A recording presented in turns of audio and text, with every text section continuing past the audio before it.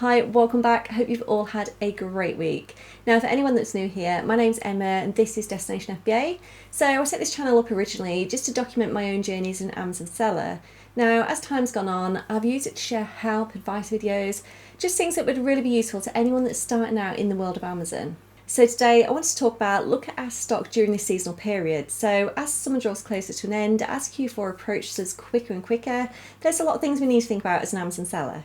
So firstly, how much of that seasonal stock do you still have sat on Amazon shelves? So you need to be going through your inventory, you need to be looking at those stock levels, seeing how much seasonal stock you've still got held within Amazon's fulfillment centres, and you need to be coming up with a plan.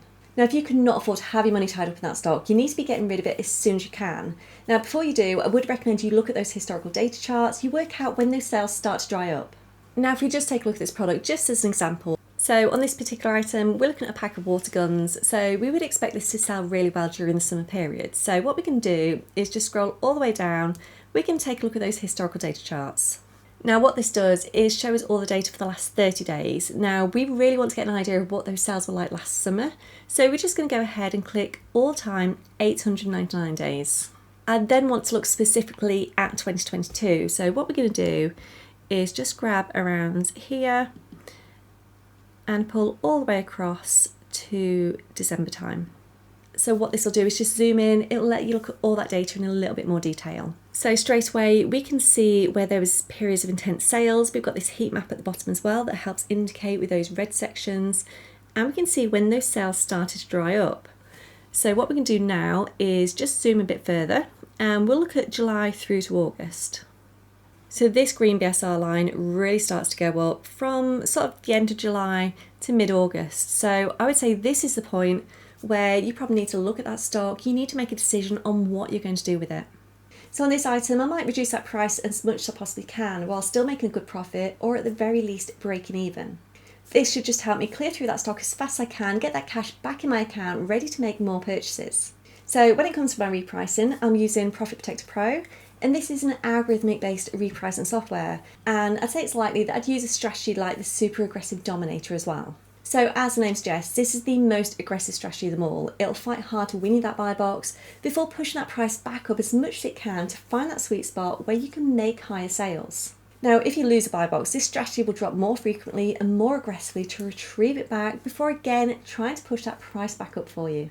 Using such an aggressive strategy can help you get those sales, push through that remaining stock.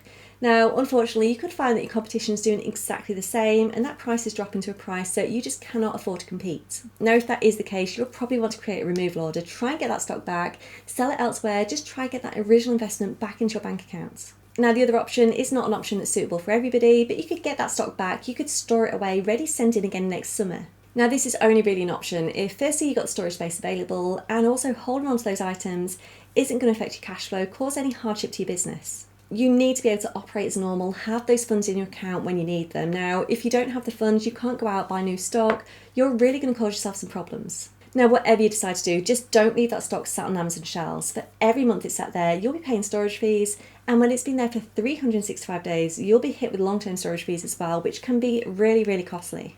Now, the other thing you can think about, depending on where you're up to within your own journey, is capitalising on heavily reduced stock.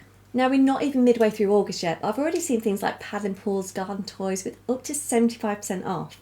Now, I would say if you're completely comfortable with the whole process of selling on Amazon, so you know what you're doing, you know how to thoroughly analyse a deal, and you know how to read those historical data charts, then you can make the purchase, you can make yourself a lot of money. Purchase those low priced items, store them away for next summer, you could see huge profit margins, really good return on investment. Now again, it's vital you make sure you've got enough free cash to be able to make that purchase, hold on to that stock for a whole year, and you need to make sure you've got a good storage facility as well. So this needs to be somewhere safe, somewhere dry, where that stock will not become damaged during those winter months. Just be sure that any decisions you do make are decisions that are right for your business and for your financial situation. Don't go doing things because you see other sellers doing it, because you think you need to follow suit. So there's a lot to think about there, but first things first, just go through, look at that inventory, check that stock, check through all those historical data charts as well. Just use these to help you make a decision whether you're going to get that stock back, whether you can lower that price. Now, if you've got any questions, any comments at all, please do let me know. You can pop a comment below or you can jump over in our Facebook group, ask any questions you've got there as well. Now, that is all from me today, but thank you as always for watching. Take care and have a great weekend.